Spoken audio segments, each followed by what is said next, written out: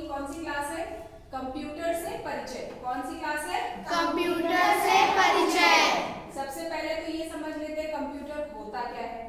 Computer is an electronic device which converts raw data into meaningful information. मतलब computer एक ऐसी electronic यानी बिजली से चलने वाला उपकरण है जो हमारे द्वारा दी गई प्राथमिक जानकारियों को हमारे लिए महत्वपूर्ण जानकारियों में बदलता है। ठीक है, अब कंप्यूटर इससे तीन बातें पता चलती है कि कंप्यूटर कैसी डिवाइस है, बिजली से चलने वाली। दूसरी बात पता चलती कि ये एक मशीन है। तीसरी बात पता चलती कि इसे हम चलाते हैं, अपने आप तो ये नहीं चल सकती, जो हम इसे देंगे उसी को वो प्रोसेस करके हमको लौटाएगा। अब कंप्यूटर से परिचय है, हाँ ठीक है, कंप्यूटर से परिचय है तो कंप्यूटर के बारे में समझ लेते हैं। कंप्यूटर हमें लगता है कि एक ऐसे बॉक्स होगा, डिब्बा, और कुछ लिखने के लिए अलग से होगा, कुछ अलग से ऐसा डिब्बा जैसे रखा रहता है। ऐसे लैब में आप ऐसे देखते हैं तो उसमें क्या चीजें होती है, उसमें जिसमें हम देखते हैं वो वो मॉनिटर होता है। कंप्यूटर का क्या होता है? मॉनिटर। क्या होता है कंप्यूटर का? मॉनिटर होता है जिसमें हम स्क्रीन पर सभी चीजें देखते हैं। यस, जिसमें हम टाइप करते हैं वो कीबोर्ड होता है। और जो बगल में डिब्बे जैसा रखा रहता है जिसमें से साउंड आता है कि कुछ चल रहा है, इसके अंदर मशीन है, तो वो दिमाग होता है उसका, यानी सीपीयू, सेंट्रल प्रोसेसिंग यूनिट।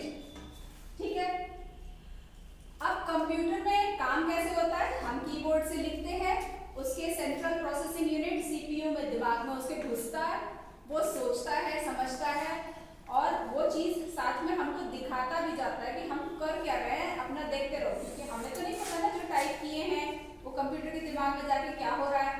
तो जो कुछ भी हो रहा होता है वो हमको दिखाता है कि देखे रहो, कुछ गड़बड़ हो रही होगी तो अपना ठीक कर लेना।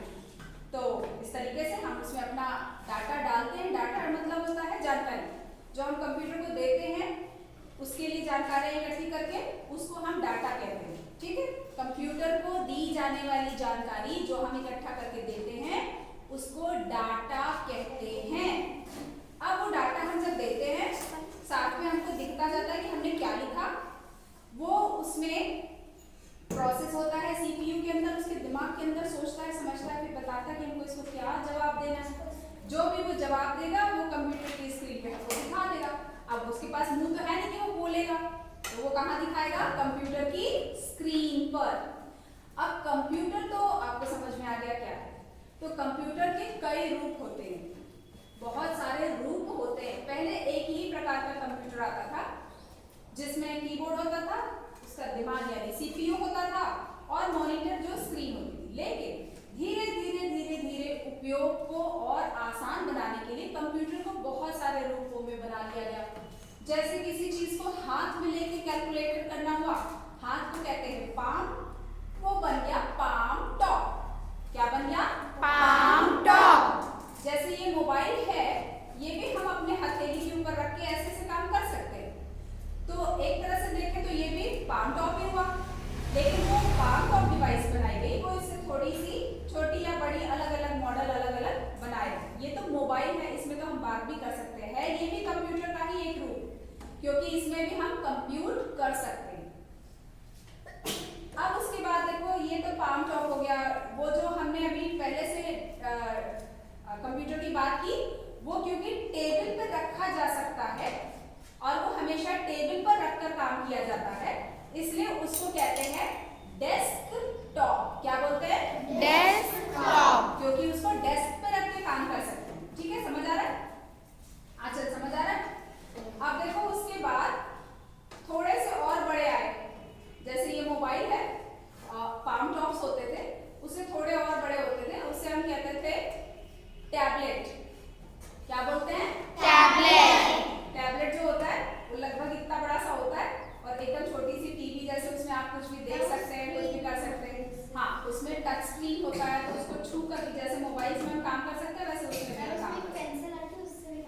यस, उसमें लाइट पेन पेंसिल्स भी आती हैं, पेन आते हैं उसके जो सेंसिटिव होते हैं, तो उसमें हम जैसे अपनी कॉपी में लिखते हैं तो उसमें पेंसिल का लिखा हुआ छपता है, तो उसमें पेंसिल जैसे वो चलता तो नहीं है, लेकिन क्योंकि जैसे टच स्क्रीन होता है तो कुछ भी ऐसे से करते हैं तो सेंसिटिव रहता है, तो ऐसे क्या होता है उसका पेन भी उसकी स्क्रीन के लिए सेंसिटिव होता है।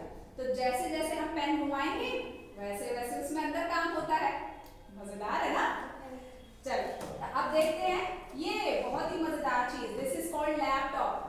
क्या कहलाता है ये? लैपटॉप। ठीक है, अब इसे हम लैपटॉप क्यों कहते हैं इसके बारे में भी जान लेते हैं।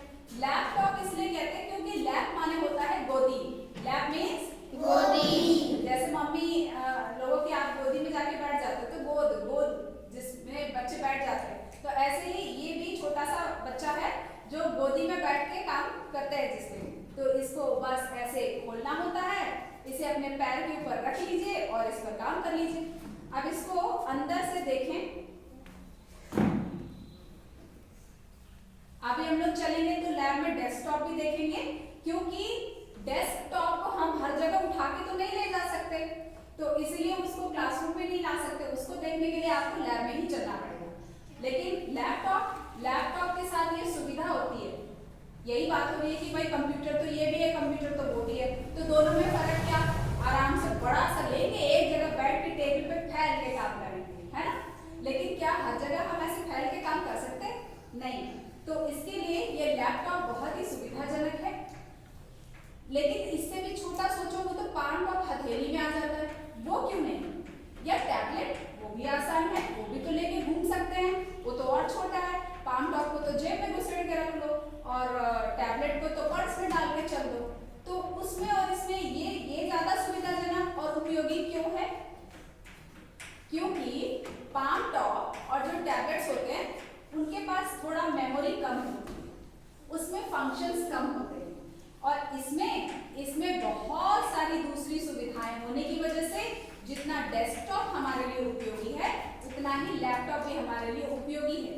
साथ ही साथ हम इसको अपने साथ लेकर घूम सकते हैं, अपने साथ बैग में पीठ पे लाद लो और लेके कहीं पे भी चले जाओ, कहीं पे भी ट्रेन चल रही हो, बस चल रही हो, बस हमको इसको ऐसे खोलना है, ऑन करना है, अपने गोद में रखे रखे अपना काम कर लिया। ठीक है, आपके काम नहीं आएगा, आप लोग मत सोचना, ठीक है? जो बड़े लोग होते हैं ना उनको काम होता है। तो चलो अब इसके